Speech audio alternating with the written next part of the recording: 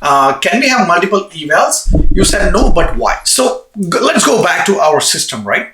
Why can't we have multiple evals, right? You can have multiple evaluations, but one chain has to be one eval. And the reason, like one email has to be one AI agent has to be one eval, because here you're checking where the evaluation is coming. And when it is evaluating, then you have to do this. So yes, you can have another eval output over here, right? If it is evaluating, but then you have to make sure that, so you have to name them properly. It's like first eval. And then you have to make sure that this eval is coming from the first eval, the data. And if you have second evaluation, then you need to have second eval. So yeah, you can do it, but it will get convoluted. It will get convoluted. So I think it's not that you cannot use it, but it's good to have one, because what is the point of evaluation? The point of evaluation is testing out multiple things. Why would you have multiple sheets with multiple test cases? You are, what do you say? You're creating problems for yourself. Even if you have 1,000 test cases, right? Put it over here. Who is stopping you? You don't need multiple evaluations for the same type of thing. If you want to be my guest, there is nothing stopping you, but that is not the best practice. The best practice is this way, right? There is a right way of doing things. There is a wrong way of doing things. There is no right and wrong way in my case, but I think that is the best way or the most optimal way of doing things. I hope I answered that question. Great session. Trying to digest this AI testing AI, like Karthik calling Karthik. What improvement can we expect using evals? See, what improvements is you can vet, you can stamp your AI agents how good they are. As simple as that. It's proving, it's putting a value, it's putting a data backed claim that yes, my AI agents are doing what you're supposed to do. So for example, your client has given you 10 test cases. If this thing happens, I'm expecting this to happen, right? If A, then B. Every client who comes to you, he'll be like, this is the problem. Can you solve it with AI? I'm here. Can you get me there?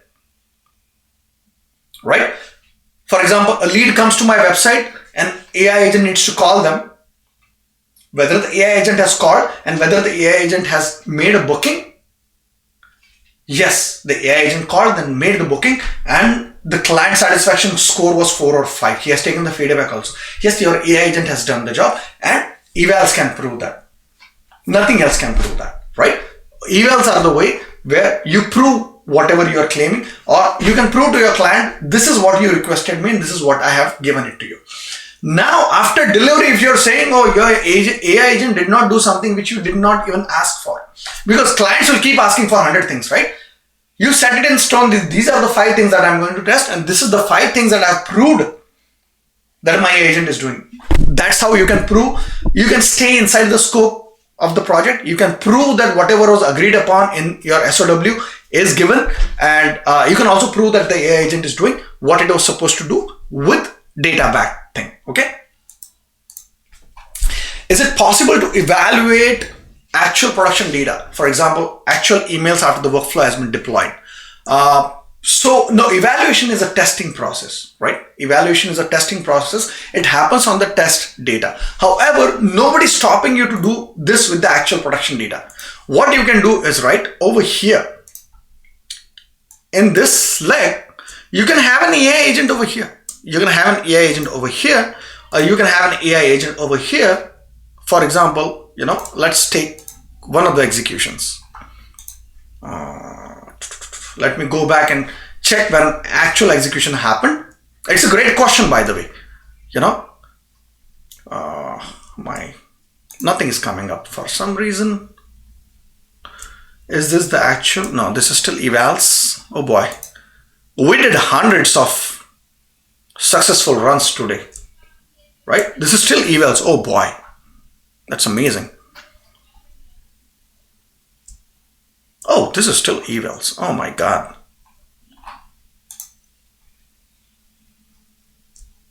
This is still evals. Let me show you what I mean by that. Let's do another run and let's do an actual run right now, because I don't think so anybody is doing it right now. So let's do an actual run. let's send an email for high priority. Okay, I'm just going to send an email for high priority. Okay, and what we will do is we'll go back for the high priority. Let's create an AI agent. I'm going to create an AI agent. All right, I'm going to put a chat model. We can use an existing chat model. We don't need anything else.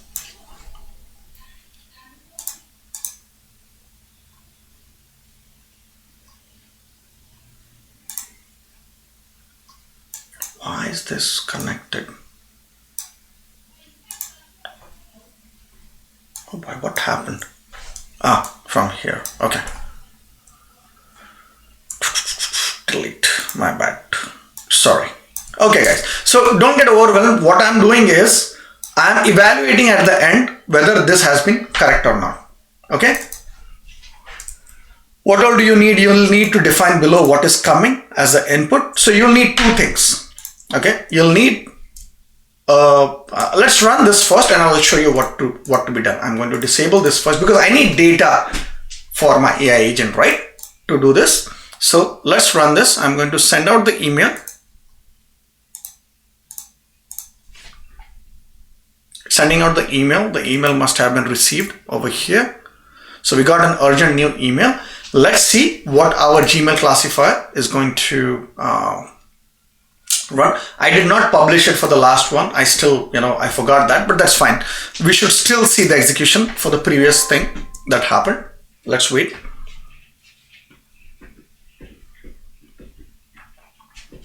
It takes up to a minute sometimes because that's what Gmail polling is doing.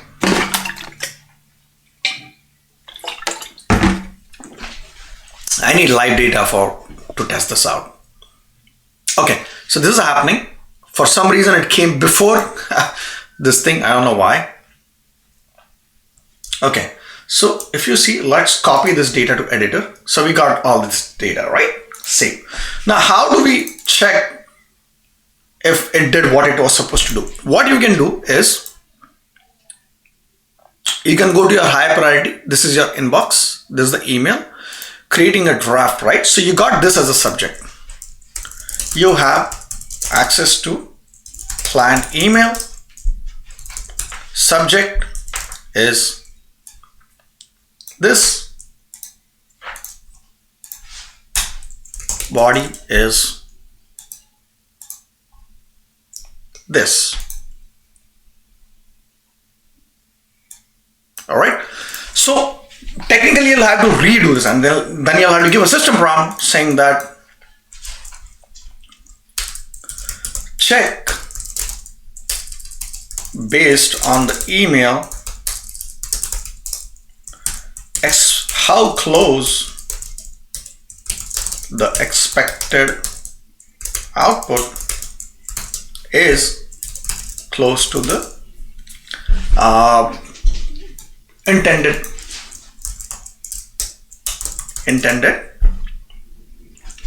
result. So you'll have to give it what the expected output is for each. So you'll have to go back to your drafting agent. You'll have to make sure that your AI agent has this prompt, which is given. So you'll have to do a lot of monkey circus. You have to give the prompt that I have given is this.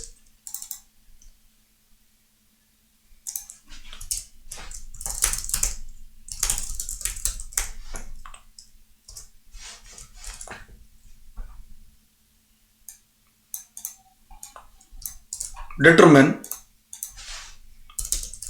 So basically you have to write an AI agent to do the analysis.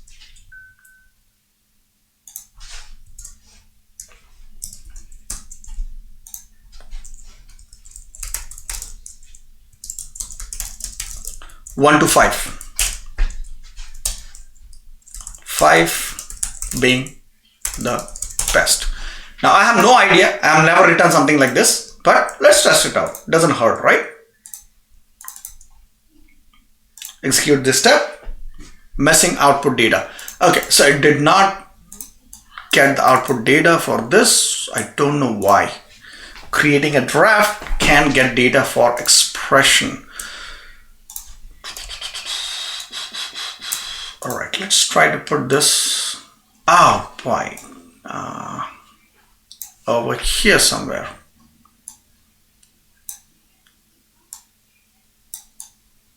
So this way it might have the data over here. Okay, that's fine. So let's do this. Creating a draft. Oh, yeah, boy. Oh, sorry, my bad. Hold on. We don't need the subject and from this from here. We need it from a previous node. We need it from, it's getting the evaluation thing for some reason. Why is it going to the evaluation thing? Should go to the email classifier agent.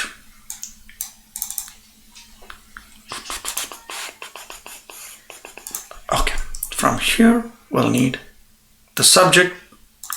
It's not getting, I'll have to do some changes. I'm just trying to make sure wherever it gets the input, it gets that output, but it's not doing it. Cool, subject. Yeah, okay. Body. All right, so let's try to run this. Okay, system check, something ran. Let's find out. High priority was the output. And now you'll have to decipher what it has done. I'll have to put a structured output score, but we can find out. So 1 to 5, system input, output. It's still classified as only high priority. It did not give us. So I'll have to play around with the prompt over here to make sure I get what I want. But that's how you'll have to evaluate based on what happened previously. And that's a lot of monkey business to do it on actual stuff. That's why you do evaluations, because testing is based on test data. It is not based on real data.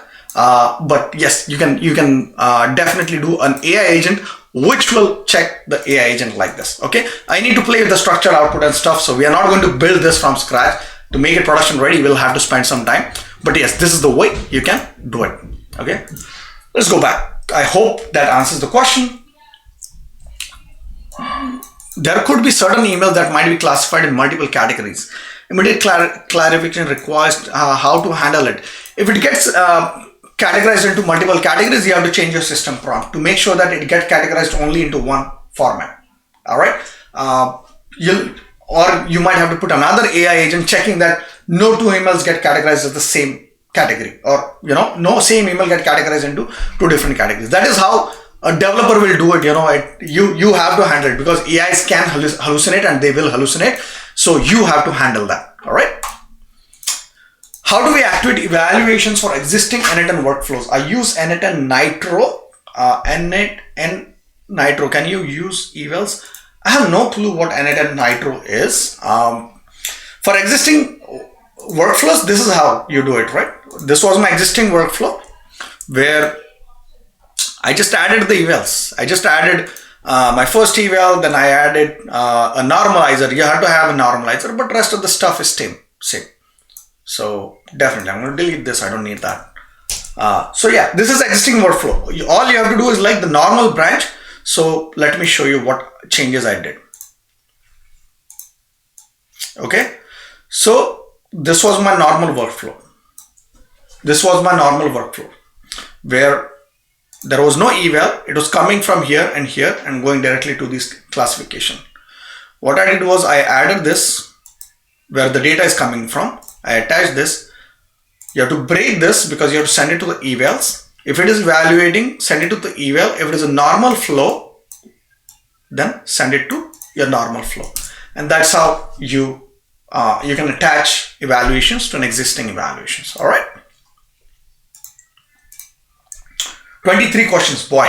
Oh boy, we have a lot of things. Okay. Guys, give me 1 second. I'm going to take a quick break and I'll come back. Give me 1 minute, okay?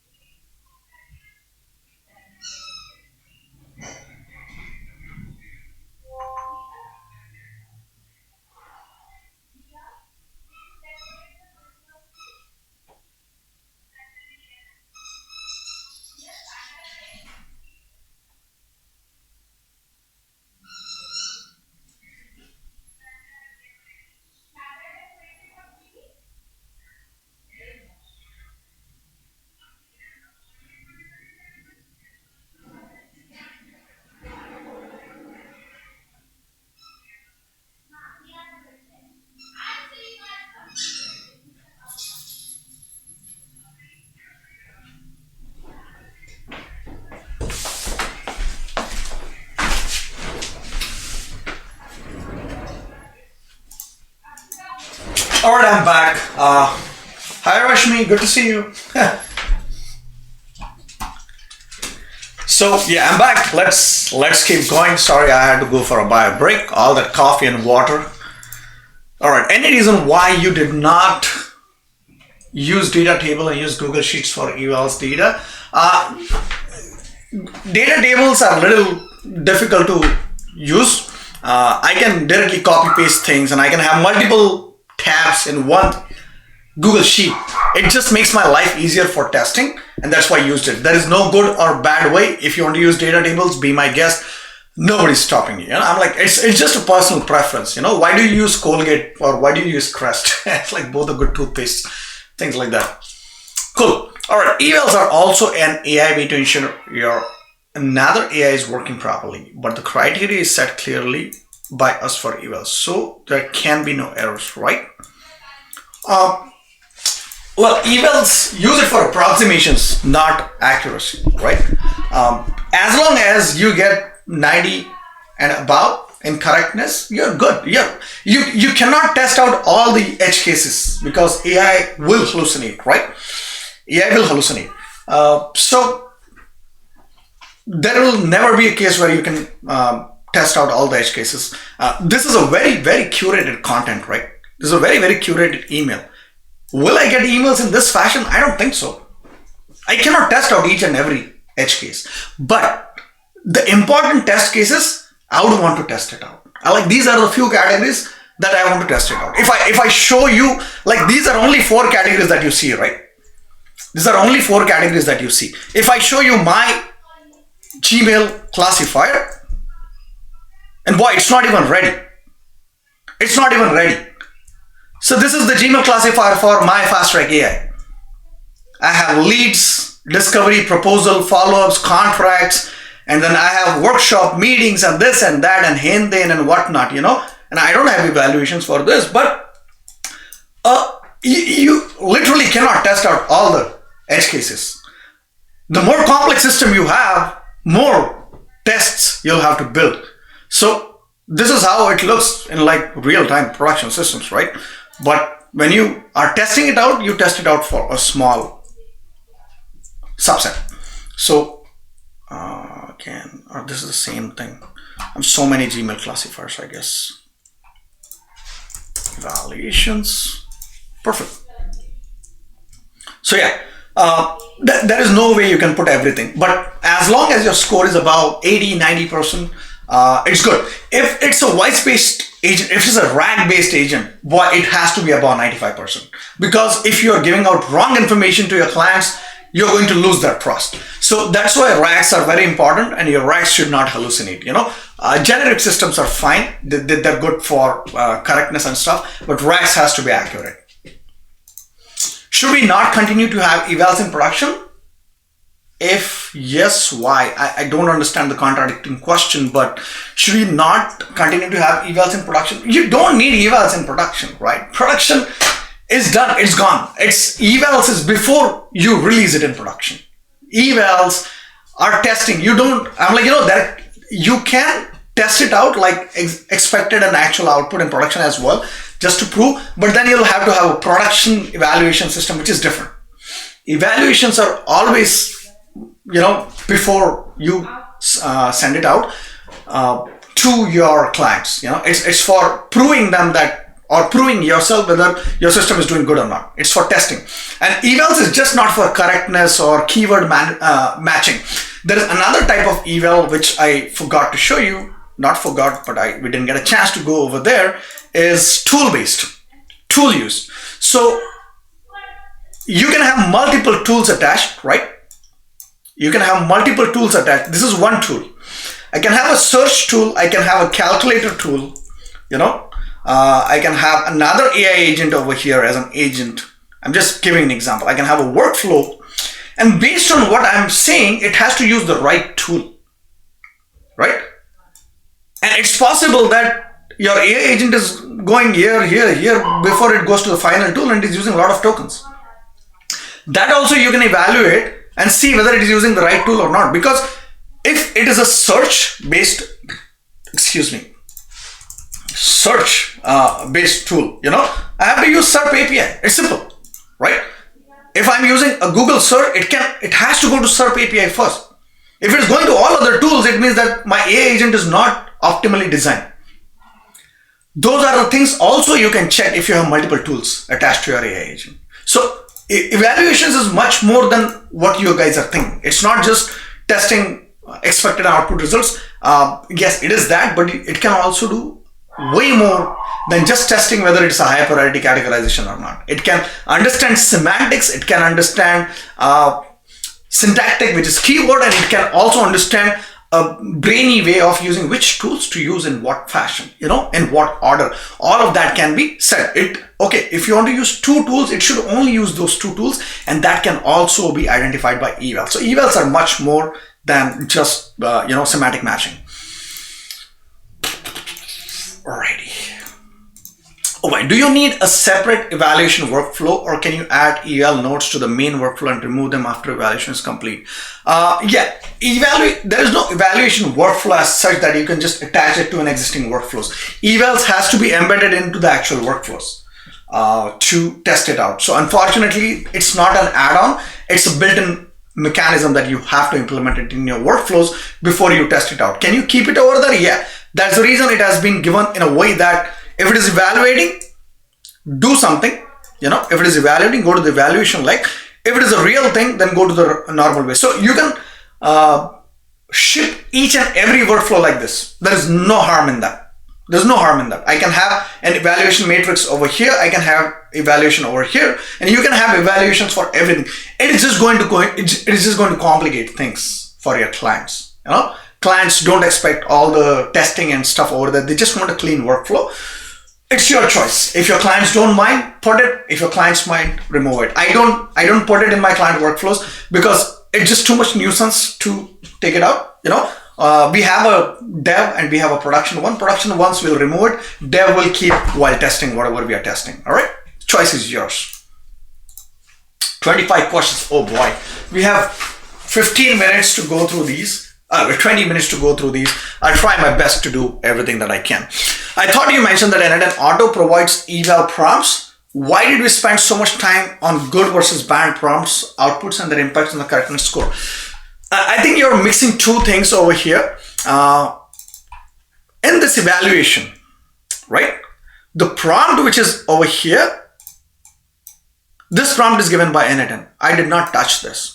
The prompt that we were testing is our AI agent prompt, which is this one, which is a system prompt.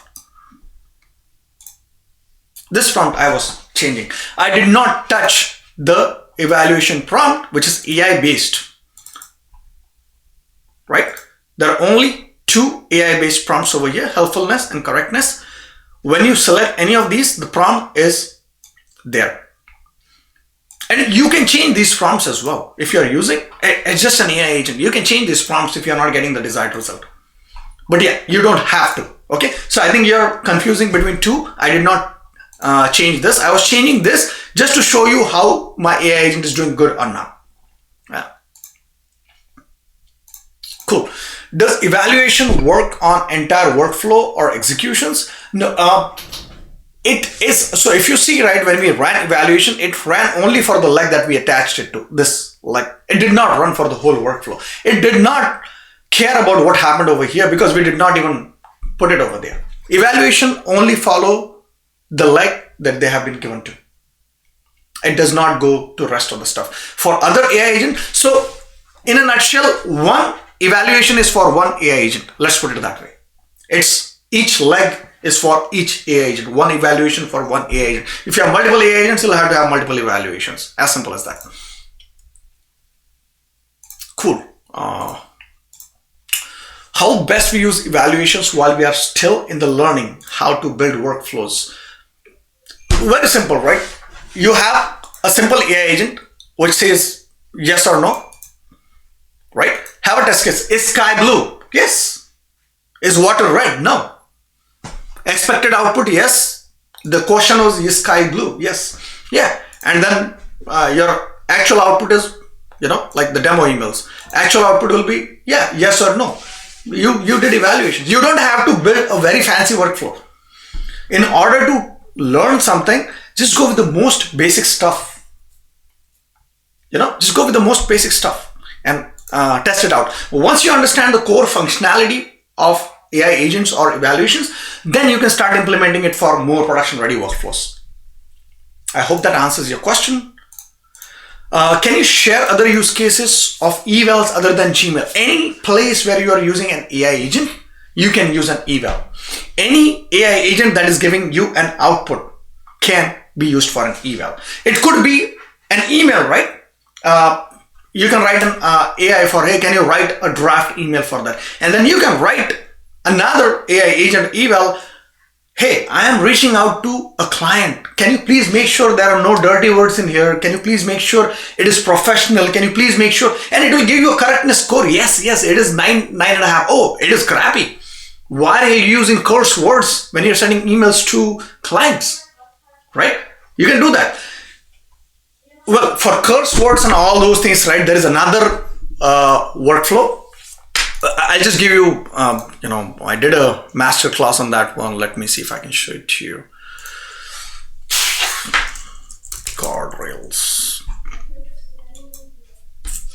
Yeah, if you want to secure your workflows and stuff, right, there is a new node in n8n which is guardrails, and you can check whether somebody's trying to jailbreak your AI agent, somebody's trying to use personalized data like P2 data, somebody's trying to use secret keys, which is API keys and stuff like that. All of this can be blocked by a guardrails node. Think of guardrails node as a firewall for your AI agents. So different use cases, not safe for work. So you can have such kind of guardrails inside. You want to make sure that only people you want to allow are reaching your AI agent. Maybe your own website, your client websites, or their network, right? You can whitelist those in the URLs. So this is another workflow I didn't want to show you, but just because the question came, I switched to this one. So evals, anywhere there is an AI agent which outputs and you want to evaluate whether it's doing good or not, use AI agent. Gmail is just to give you an example of priorities and classification. When should you use correctness versus helpfulness versus string similarity versus categorization or set? Yeah, I have shared a document. Go through that document. There is all the details over there. You'll have to do some research because we cannot cover each and every edge cases over here, right? However, correctness is semantics. Helpfulness, how helpful was the AI agent? Most probably in a customer support agent. String similarity, again, we showed what was our output. High priority, and it was high underscore priority that we got, right? How similar are these? We got a score of 0.95. Yes, string similarity. Now, how many keywords matched and how even the meaning matched, right? All of these things. You have to test it out. Categorization, again, high, low, medium priority. Whenever there is a categorization like that, you use your categorization over there. And set metrics is nothing but, set metrics is where you're actually evaluating, right? That is the node that, let me go. I'm going to close this. Sorry about that.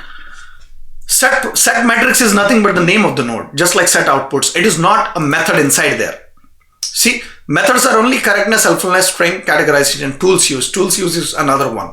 So I think you just miscategorize this one. This is the name of the node, right? And these are the methods inside that. All right. I hope that answers the question. Would you please share both JSONs? $5,000.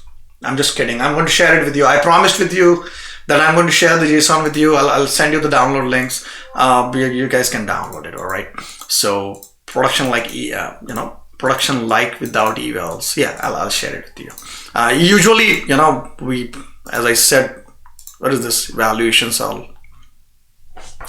This is the one. Where is it? Yeah. It can, I think it will be on inside here. I think so. Hold on. Is it over here? Fast track AI solutions. Where is my creator dashboard? I think you can download it directly from. No, they didn't approve mine yet. So yeah, this email classifier, even though it is perfectly fine, n8n just doesn't approve all of these. So I'll have to put another way of sending it to you guys. Actually, I'm creating another, a marketplace because a lot of people have questions on how to sell AI solutions. So I'm creating this platform where you can upload your templates and start selling and start making money right away. I have already started selling. So one of the workflows is like that enterprise RAG and stuff like that. I'm still testing it out. It's not out for public yet. But if you guys are wondering in the future, when you create templates where to sell it, that is going to be the platform. It is going to be released after the New Year's, but it's not there yet. So I'm still testing it out. But I'll give you a link where you can download it, or I can send it to you. Okay.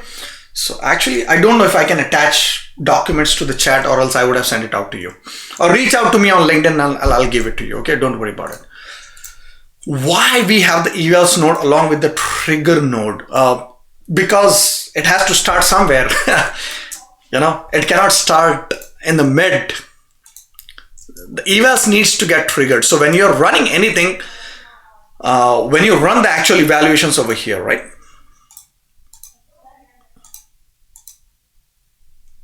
This is a different one. Skip. What happened over here? This is a different. Oh boy, that's what I thought. Like, what happened? So by the way, this is a community edition, so I only get one evaluation. If you have an enterprise edition, you will get unlimited evals.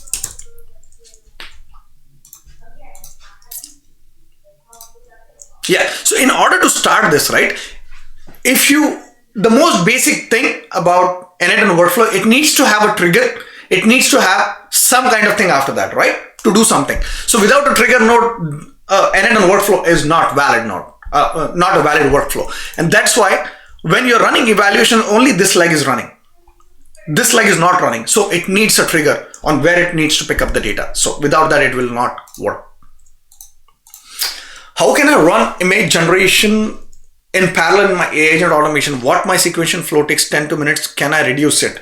So it's a content generation question on why your why your images. So yes, you can run image generation 4 to 5. You can run thousands of image generations, but in parallel in an AI agent, not possible. So what happens is there is a queue mode inside n8n, and you can only have certain number of runs that are happening in parallel. Even if you put 10, only certain a number of them will get executed. However, there is a parameter where you can enable the queue mode. I don't know if I can show it to you in my Docker container. All right, let me go to my Docker compose file.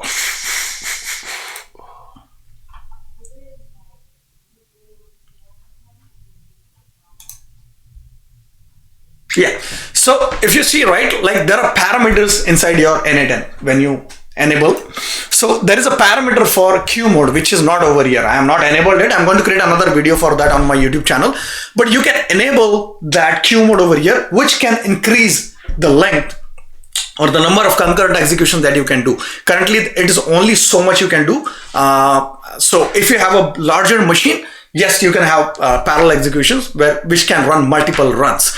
And second question, to answer your second question, where is it? Oh boy. Okay, this one.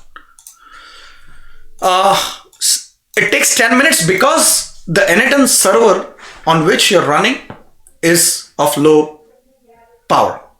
Right? If you want to generate it quicker and faster, have an n8n machine which is faster. And second thing is the AI model that you're using, or to create the image. If you're using Sora, you're also based on the Sora's power which you're getting. So get a higher plan or get a better plan on Sora or Gemini or whatever, and it will be faster. Use a faster model. Use a smaller and faster model. And if it's still not giving you the output that you want, then go to Hugging Face, find a model that will work for you. Host it locally on a very powerful GPU, local installation of everything, your models, your everything, and find like Qwen image. This is one model. So image model. So find an image model which works for you, install it on your machine using Node Package Manager, and use it that way. So that way you'll get the fastest possible. The more money you spend on a car, the faster it will go. As simple. You cannot expect Tata Nano to go at the speed of Ferrari, right? So as simple as that. You have to buy a Ferrari, and then you have to have a road which can take you as fast, and you have to be a good driver as well. All those when you have a good machine, good CPU, good GPU, a good workflow, and n8n is also scalable, that's when it happens. So you're asking enterprise level questions. So I'm giving you an enterprise level answer. Sorry if it was a little high level, but sorry. How about the email with thread? How would the email with, I'm sorry, I don't understand this question. If you can elaborate how about the email with thread, I will be able to answer that. All right. If we are capturing, still 21 questions. Oh boy. All right. If you're capturing the output in a Google Sheet, we can see and ensure that our classifications are good. So what's the must cases for evals? So in an Excel sheet, you can capture it, right? I can capture the expected priority by the actual priority, but the score you still have to calculate yourself. You'll have to have another AI agent which will calculate the score, how close these are, the way we were creating it, right? So based on correctness, semantics, and you'll have to put the prompt over there. If you want to do it, be my guest, there is nothing stopping you. You can get the data from without evals as well. Evals is just making your life simpler by giving you all the prompts that you need, because there are prompts inside your evals, right? Plus you get a dashboard. You get a history. If you do it by your own, you'll have to develop all these front end by yourself. Can you do it? Yes. Should you? Why would you? Why would you? It's already built in an evaluation. Unless and until your client wants all of this, then yes, build a front end, a dashboard, maybe in Lovable, Bolt, AI Studio, whatever, and then take this data and put it over there. In that case, you'll need an external output, which is this Excel sheet, and from here, you can feed that dashboard. All right. So both use case depends whether you want an external dashboard. If you don't, then everything that you need is over here. You don't need anything else, because it will take care of you. Cool. All right. If evals are removed from production workflows, oh boy, the grammar. If evals are removed from production workflows, how do we perform production support analysis and automate issues fix? All right, how do you perform production support right now? When something goes wrong, you go back to executions, right? Something failed in production. This is my production. It's my execution. Something failed in production. I go to that, I see, okay, it failed. Something failed over here. What failed? Okay, this thing failed. How do I verify? I debug it in editor. Evals are not for production support. Production support is a different thing. Production support, you have to go to the live executions. You have to get it. You have to find out what happened, and then you fix that issue. You change your prompts, and you retest it, and then you reevaluate that condition has been handled or not.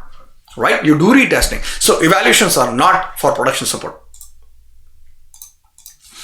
Maybe please have your JSON for AI guardrails. Yeah, you can purchase it from n8n.io's website. Absolutely.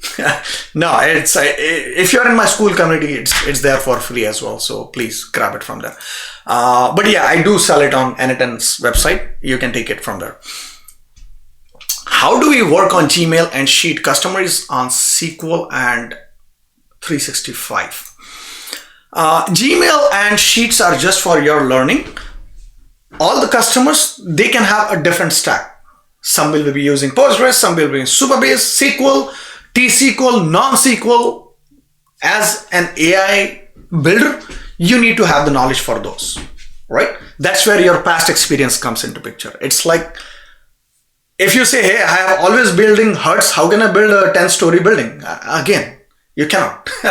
You need to learn how to build that. So same thing, if you're working on Gmails and Sheets, you'll not know how to work with SQLs, and maybe Office 365 Sheets is a part of 365.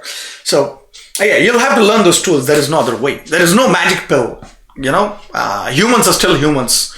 AIs can learn faster. Humans still take their own time to learn things, Do you include the client's input to outline what's in the evaluation before scoring it? Absolutely. All the inputs come from the client, because when you're, so I'll show you what, I don't know if I should show you or if I should not show you, but give me 1 second. Let me see if I can pull something to show you, and I'll tell you where to get that information. Click it. I'm going to go to my project management software, and hopefully I'll be able to give you the answer to your question. Bear with me one more second, please. I'm just pulling it up. Project plan. Alrighty. So this is our project plan usually. I don't know if you guys can see it, but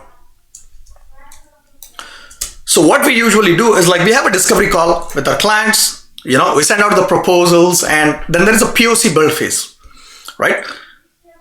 POC build phase is 1 or 2 weeks. This is where the deep discovery happens. You ask all the questions.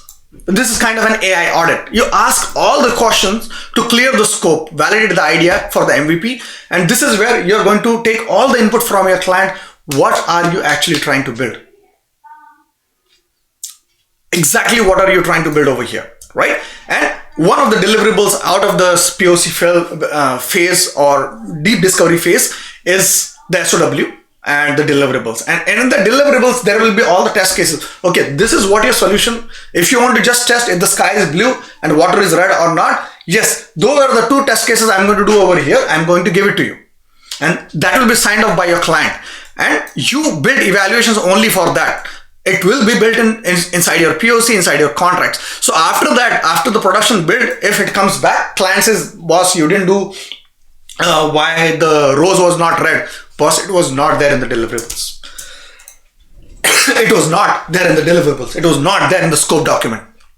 That's how. So all of these things, inputs happen in the deep discovery, because discovery call is only half an hour. You can only get so much. When an actual AI audit happens for the first few weeks with the client, that's when you take all the client inputs.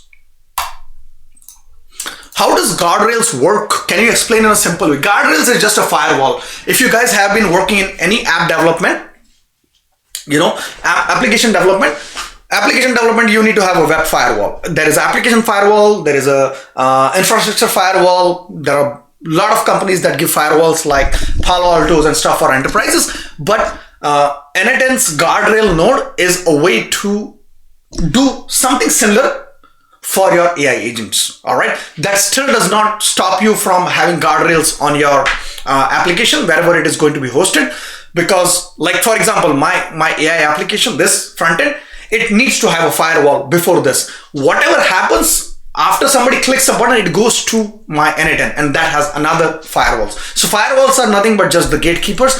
We cannot have, if Outskill wants to do a session on guardrails, I would be happy to do a session for you guys, but right now this is not the session for that. So it's just a firewall. It's just a gatekeeper to allow certain things or don't allow certain things. Okay. Do you recommend having eval built in demo model as it's costing tokens? No. Demo models, nothing. POC. So the 3-phase approach that we use is, one is discovery, where we understand AI is the right use case. After the discovery, we do a small POC. If the client is not ready to pay upfront money for everything, the $25,000, we do a small POC build phase where we take all of these things and we give them a clear outcome, which is, we call it POC. It can be also called as AI audit, whatever you want to call it, right? Or AI mapping, anything you can call it. AI mapping. Different people call it different things, right? This is the phase where we identify what the bottlenecks are and how we are going to solve it, AI. And after, we don't do anything over there. In the POC field, don't waste time. It's only to prove a concept. Can I build an AI agent which says sky is blue? Yes or no? Yes, my POC is done. I want to front end, everything will be in the production build. Everything will be in the production build.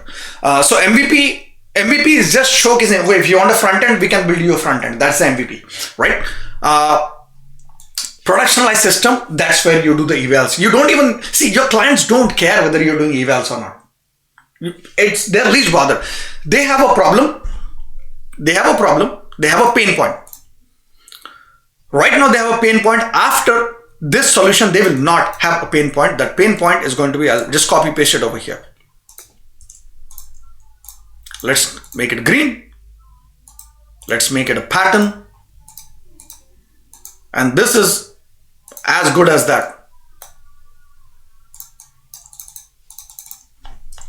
pain point solved. Your clients don't care what you're using. They want to get from here to here. In the middle is your AI solution. Whether to use evals or not, it's your decision. I suggest you should, because that is going to improve the quality of the production solutions that you're giving. They will give you a good review or whatever, and they'll send you more clients, or they will give you more work. As simple as that. What if we can't exactly mimic production data and the test data? Then if your test data is mediocre, your testing is going to be mediocre. As simple as that. Your test cases has to be proper production data quality in order to have a proper evaluation. Without that, it's going to be kind of difficult. Then you're just assuming, or you're just hoping, and software development is not assumptions or hopes. It is concrete input and concrete output. Even though AI has made our lives easier, but the testing has never changed. Like, you need to have good data sets. Never gonna change. This was intense as a best practice. When do you use this and how often? What? n8n I use every day. I wake up, I start working on n8n, I go back to sleep, I dream about n8n, and then I come back. It's like my second wife right now. But if you're talking about evaluation, sorry, I was just kidding. If you're just talking about evaluations, whenever we have to give, whenever we are done with a solution, before giving it to our clients, or before making sure, we are doing A to B testing, whether two LLMs are doing good, which LLM is doing better, which model is doing better, whether we are getting the outputs that we desire, how close they are to the correctness level. And based on all those criteria, we'll test it out and then we'll give it to the production, handover. Most probably after MVP, in the test and the QA phase, and before productionalizing it. How do you continuously validate that trust over time? So you go back to your evaluations and you check how the score is. Yes, 5, 5, 5, good. 2, boom. Over time. This is the trend. Over time, you find out. We fixed something, it is back again to 5. Yeah, that's how you do, and that's why you need to be on the evaluations. What is the best eval strategy? I just gave you the best eval strategy for the last 2 hours. Use it. If not, go back to the session, recorded session, watch it again. We still have time. That's fine. 9 to 12. All right. Email content tone. Boy, I'm thirsty. Email content tone and urgency evolve over time. Okay, it's a statement. How the design works and evaluate n8n AI agents so that decision quality adapts dynamically. Now you're talking about dynamic agents, right? Your system prompt is static. If I go back over here, your system prompt is, where is my system prompt? My system prompt is static, but you can make a dynamic system by making your system prompt dynamic. And boy, nobody would have told you until now. And I can bet you can go to 100 tutors and nobody will tell you this. You can make your system dynamic. How?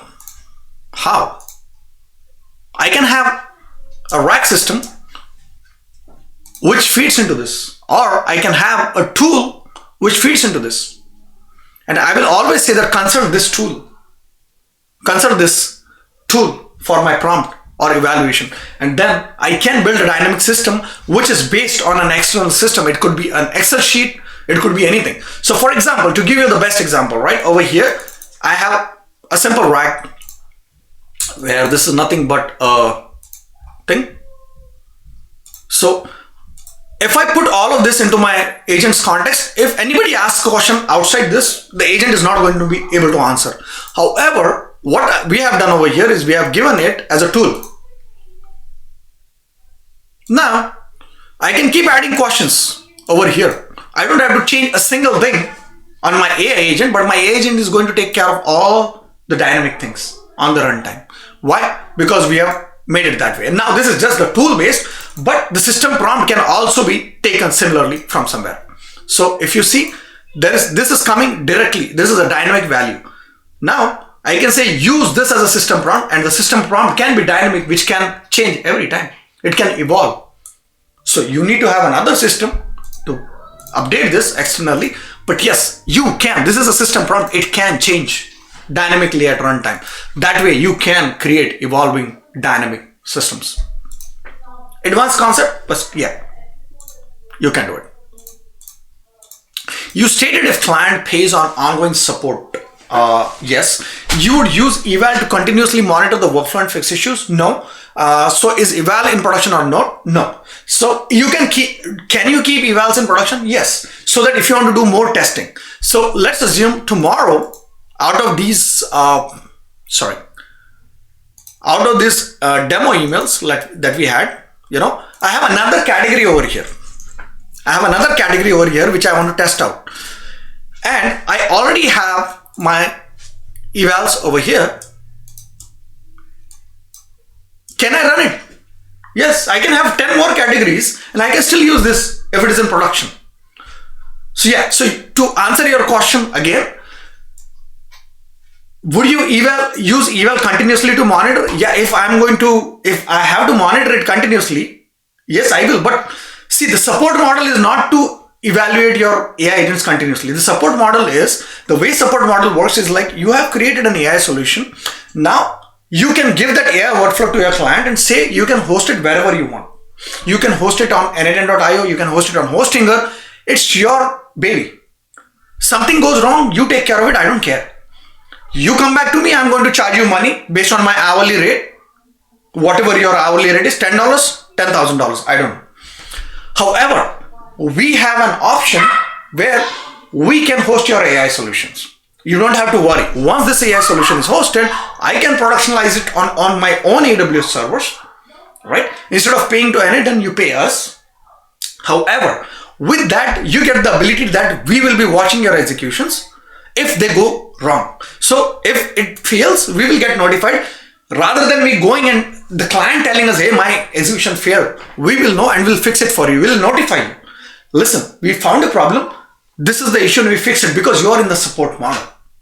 You're in the support model. And maybe we'll charge you $2,000 or $5,000 based on how many workflows you have, or $50,000. I don't know, right? The support model is based on how much stuff that we have to support and how fast do you want to get the support.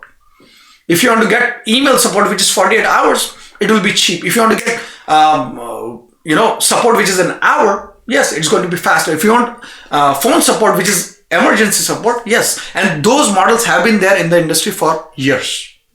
That's how you do your support model, right? I hope that answers your question. And it's not to fix issues or not to monitor. It is just, it is a convenience thing for building production ready systems. And evaluation is for production or not. You can keep it in production so that future enhance or future changes, you can also evaluate whether they are doing what they're supposed to do or not. If we don't have any AI agent in our workflow, if it's just a simple workflow, will evaluation still help? It will still help, but then why do you want evaluations? So for example, right, if I don't have an AI workflow, let's assume I don't have this, I just have this. Here we are doing a proper check whether it is a high priority, equal to high priority or not. I'm checking a string whether it's high priority or not. I'm doing the testing here itself. Because this is a syntactic, a keyword check. I'm matching the strings. If it is not high priority, it will never come to this leg. So can you do evaluations for this as well? For semantic search and yes, yeah, absolutely. You can say what was, incoming and what was classified. Yes, you can do that. But usually it is for AI agents. It's not for non-AI agents. That's how it was built in the first place. All right. Why would you please upload the JSON file in the Zoom chat? Yeah, I have to make sure that I don't have any API keys or things over there. So I'm going to validate it and then I'll have to give it out to you later on. Maybe I'll give it to Outskill people and they'll share it with you guys. All right. So, but yeah, I need to validate it that I don't have any credentials or anything sensitive in there before handing it out. Isn't it a good idea to ensure our MVP and test data are closely aligned with real world scenarios? This seems like addressing the issue with the prototype. To answer your first question, yes. Isn't it a good idea to have test data closely? It is not only in MVP. In any scenario, in any testing, when you are doing unit testing, system testing, integration testing, or production testing, or QA testing, it is important to have data as close to what you want. And usually what will happen, right, when you're working with a client, if you're classifying an email, they'll exactly tell you what to look for. So like this is for which one? Hold on. Like if you see, David is one of my client, and we were just trying to prove something. Like he said, like, I'm getting all this data inside my lead and stuff. I need to put it in a Excel sheet. So we built this live, and this was the data. I said, like, oh, unique ID is already there. You need to match it. You need to extract all this information from the data, which is input data. It is coming from the emails. Emails has various subjects. We extracted the data. We extracted the emails. We put it over here, and we proved it right away. You know, the system was built while we were training them. So yeah, to answer your question, the data, the client will give you this data if you're working with the client, you know, to prove it to them that it works the way it is supposed to work. All right, you don't have to worry about everything. Assuming ambiguity handling exists, what path do emails take when AI can't confidently classify them? And how are they logged and retrieved to avoid failures? So it is as good as your system prompt. In my system prompt, let me go back to editor. In my system prompt, I have given it 4 categories. I would have easily said, if none of the categories are matched, create another category which is others. Okay, and when it was others, I would have not done anything. I would have created another leg over here, which is another rule or another routing rule for others, and I would have not taken any action. So for example, this, let's add another rule. Add another rule. This is the same value that I want, and this is, for example, others, right? So I have another leg. So all the emails that don't get categorized, I'm not doing anything. It's not connected anywhere. That's how you can solve it. So it's all in your AI agent or system prompt. You need to know what you're doing exactly, and then create your systems accordingly. Cool. All right. Where would we build eval nodes for AI voice agents, n8n or WAPI voice tools? Both, because n8n is only handling certain things, and you can check that. WAPI or voice agents, they have their own AI agents, right? n8n doesn't even know they exist. Like, you know, there is a lot of interaction that is not given to your n8n agent. So for example, when I build my voice agents, the only thing which is coming to my voice agent is the intent or the query, right? If I have to show you one of the voice agents,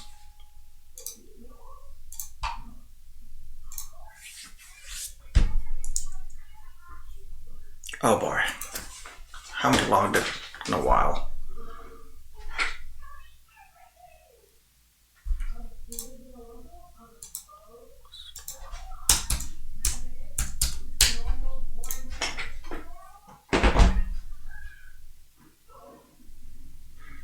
All right, so this is a voice-based RAG agent.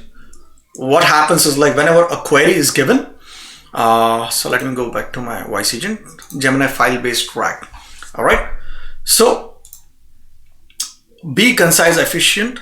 The function is n8n, and when I'm calling this tool, so let's go to my workload. All I'm sending is a query. I don't send my entire transcript, because if I keep sending the entire voice agent transcript to my n8n, I'm going to spend hundreds of thousands of dollars just to analyze what the user is saying. It's just not feasible. To have optimized input to your agent and get a faster response, voice agents, what is most important for voice agent? Latency, response time. As soon as speaker speaks something, n8n, it has to go and come back quickly.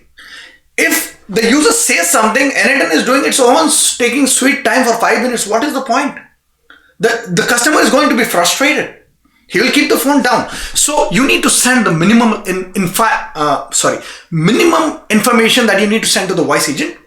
Get the minimum information so that the voice agent will reply back. If you keep sending the entire context, you'll spend money, you'll spend a lot of money in tokenization, and you'll have the worst user experience on a call agent. So this is testing for a RAG agent, where this RAG agent has access to thousands of files. It has to go to Gemini file search, get the data output, and come back fast. So if I have to open that to show you, this is the RAG. So yeah, this is the RAG where it creates the RAG, all are HTTP nodes, because there is no Gemini file search node inside n8n so far. And this is an enterprise based RAG, because all the scaling, reliability, everything is handled by Google for me.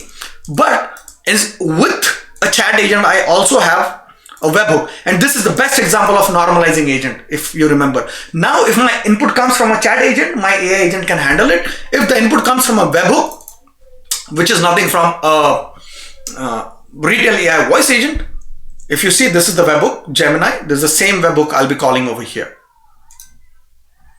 Gemini. In this case also, it can handle voice and it can handle text as well. And that's how you build systems. You build systems that work with each other rather than compete with each other. Whatever my AI agent is doing, that the retail AI agent is not doing that. This only understands the context of the voice agent and sends the user query to n8n. n8n finds the answer based on the RAG and replies back with the answer in very, very short. I think I must have limited. Listen, don't answer more than 500 characters. Why? Because if it gives too much context, the AI agent, voice agent will keep blabbering. User doesn't want that. They want information. So again, production systems are different, but great question. Thank you. I hope I answered that question well. Is there a pen test in Guardrail, or put a node for the pen test as a requirement to promote the app into production? Guardrails go into production. There is no, so for penetration testing and all, you need to have the data. You need to, there is a Guardrails. I'll have to open that again. So there is something for prompt injection. So Guardrails.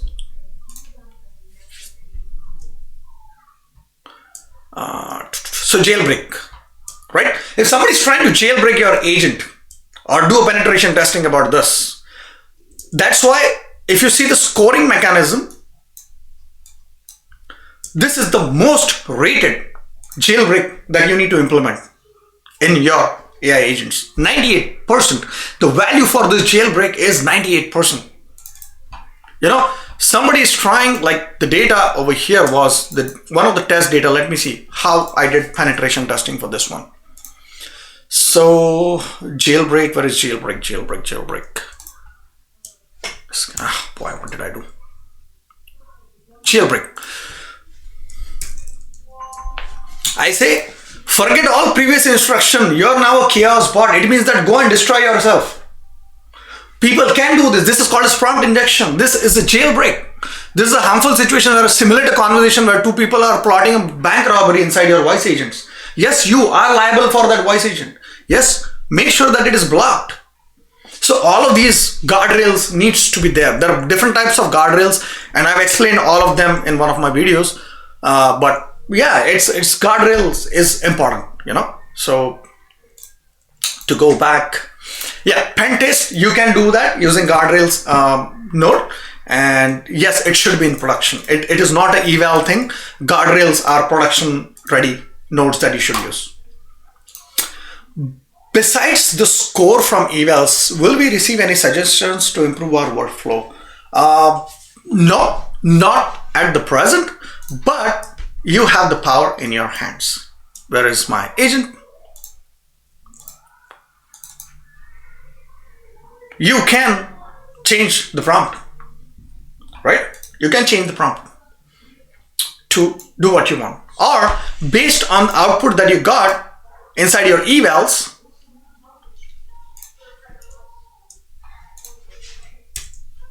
you can develop a system to suggest what should be done next based on the priority and stuff. So yeah, see, the sky is the limit. you can do whatever you want. It's just going to increase your work. You have to evaluate what is the fine line between how much money am I getting to build this solution. If I'm getting $200, I'm not going to spend 10 hours building that, right? My calculation is my hour is $200 an hour, whether I'm training, whether I'm doing work for somebody. If something takes me 10 hours to build, boy, I'm going to charge you $2,000. Simple as that, right? So, and that is just building, testing, this thing, that, multiplied. So it becomes $500 an hour. It becomes a $5,000 solution minimum for a month if we are building anything. Anything less than that, it's just not even worth it because there are servers, there are mouths to feed, everything else. So how to monetize, how much to sell it for, completely different ball game. I'm not going to go over there, but yeah. Suggestions, only do as much that your production systems are good, they're not hallucinating, you're evaluating that properly, and at least the least thing you need to do is like give the client what they want in a secure and reliable way, right? So I hope I answered that question. Can we get access to Creator platform to download some of the workflows? Please share today's workflow in the LMS. Yeah, I'll share, yeah, profile. Creator platform, you have to apply for a Creator platform on n8n. They will verify you and then you'll become a creator. Right now, they just don't, They just don't green light your workflows no matter what. Earlier, you can have 1 or 2 node workflows and they will green light you. Right now, you have complete production systems and still they will not approve it. You know, like, for example, like this Gmail classifier is a very, very robust solution which I have built, spent hours building and testing this, but it is still pending approval. It is still pending approval. My outbound HR calling voice agent, beautiful production ready system voice agent working, still pending approval. They just don't approve anymore. So yeah, it's difficult, but nobody's stopping you to go to the templates and you can download things from there. So if I open, there are a bunch of templates over here, you know, if it is there for, you know, free, you can definitely download that for free and use it. So yeah, cool. I hope I answered that question. I'll go back. Today's workflow in the LMS. Yeah, absolutely. I'll talk to Bharadwaj or Nitya and we'll share it. I'll just need to make sure that I don't, you know, share some crucial or P2 data in there. All right, with that, this is done. Do we get unlimited evaluations for our self-hosted n8n? No, you get one evaluation for your self-hosted n8n. You get one evaluation. If I go back to my thingy over here, we have enabled evaluations on this one. No, not even this one. So this is a file search. If you say, it will say that limit reached. Only one workflow. So right now, evaluations are enabled on this one. I'll leave it outside, I don't care. So evaluations are enabled for this workflow. This is my self-hosted version. And no, you don't get evaluations. You'll get a limit reached. So one evaluations. So if you're self-hosted, you have to be careful. Obviously, they want you to pay. So see the plans. And then based on the plans, you'll get it. There are limits on each and every plan based on what you're doing. So yeah, there are most of the times there might be very less limits on enterprise. So if you want unlimited evaluations, you have to be on a self-hosted enterprise plan. And enterprise plans are somewhere around $20,000 per month, I think so, with n8n. 15 to, I don't know the exact number, but that's what I've heard from people, that enterprise plans start from $15,000 to $20,000 per month. So I may be completely wrong, so please don't hold me for that, but that's what I've heard from my friends. So with that said, yeah, any coupon for n8n? Yeah, I think there is a max 50 coupon from Max. It gives you 15% off. I will also have one of my, let me check. So I might have something 15-20% discount, 50% discount, something like that keep happening, but let me see if I have anything that I can give it to you.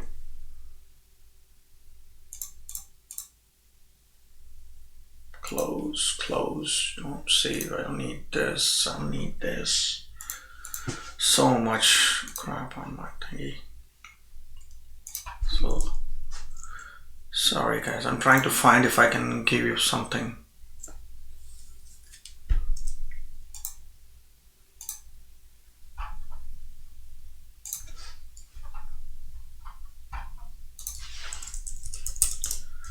n8n. I have so many links. I just don't know. No, sorry. Right now I don't have anything. Yeah, no. Yeah, try to use max 50. That might give you like 50% off. So somebody showed it to me. That's it. Cool. All right. With that said, I think we have answered all the questions. I really hope I was able to answer all the questions that you have. Once again, I'll go back. If you guys are looking for any production systems for yourself, we finished 2 client enterprise projects. We are not putting any vague numbers. A lot of students trained, 7+ happy clients right now, and we are still talking to a lot of people. Sam is my partner. She's also another trainer on Outskill. So we do the solutioning together. Just fill out the form and somebody will get back to you. And if you want, I'll put my LinkedIn in the chat.